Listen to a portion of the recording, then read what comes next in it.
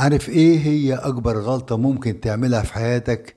انك ما يكونش عندك امل في ربنا. اه والله انك تبقى من جواك ما انتش مصدق ان ربنا قادر يغير كل حاجة في حياتك.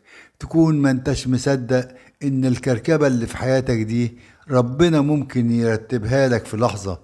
ما تكونش من جوه واثق ان رزقك على ربنا سبحانه وتعالى، هو اللي هيحفظك، هو اللي هيحميك، هو اللي هيخليك تعدي من المشاكل والحاجات اللي موجودة في حياتك.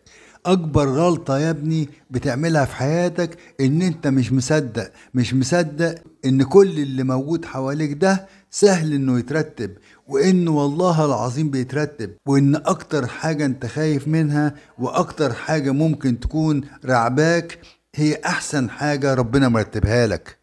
وهيبان ده قدام. اكتر حاجة تكون بتعملها غلط ان انت عايش لوحدك خايف، وانت ما بتتأنس بربنا. انس بربنا، اوعى تخاف ابدا، اوعى تبقى قلقان على اي حاجة. وساعة ما تحس والله العظيم ان انت لوحدك ومش مصدق، ارفع ايدك لربنا وقول له يا رب انا ماليش غيرك. قول له يا رب دبر امري فانا لا احسن التدبير.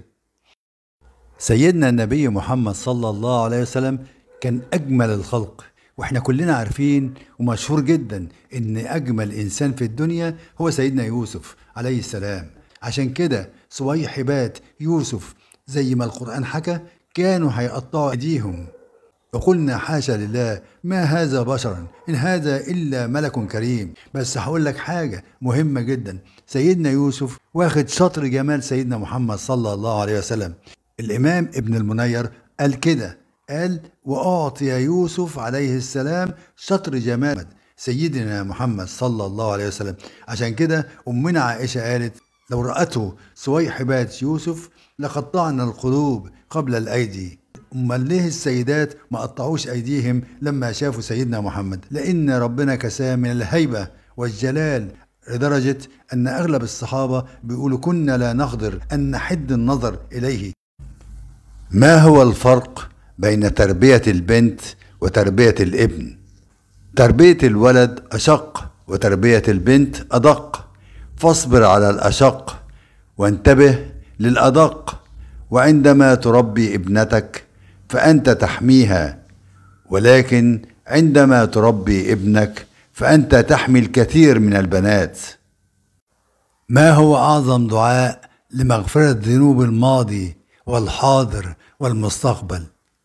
هو دعاء النبي صلى الله عليه وسلم: اللهم اغفر لي ذنبي كله، دقه وجله، أوله وآخره، علانيته وسره. ولا تنسى دعاء النبي أيضا صلى الله عليه وسلم الذي كان يقوله إذا أوى إلى فراشه: أستغفر الله العظيم الذي لا إله إلا هو الحي القيوم أتوب إليه. فبهذا الدعاء يغفر الله تعالى لك الذنوب كلها وإن كانت عدد أيام الدنيا. ما هي الأشياء التي تجلب الرزق إجبارا إليك من القرآن الكريم وسنة النبي محمد صلى الله عليه وسلم؟ 6 أشياء. أولا التقوى، لقوله تعالى: ومن يتق الله يجعل له مخرجا ويرزقه من حيث لا يحتسب.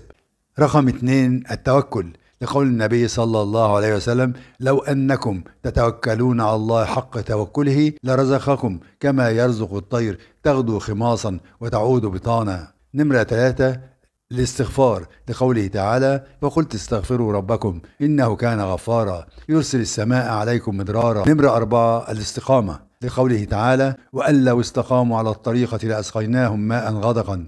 5 صلة الرحم، لقول النبي صلى الله عليه وسلم: من أحب أن ينسأ له في أثره ويبسط له في رزقه فليصل رحمه. رقم 6 الشكر، لقوله تعالى: ولئن شكرتم لأزيدنكم.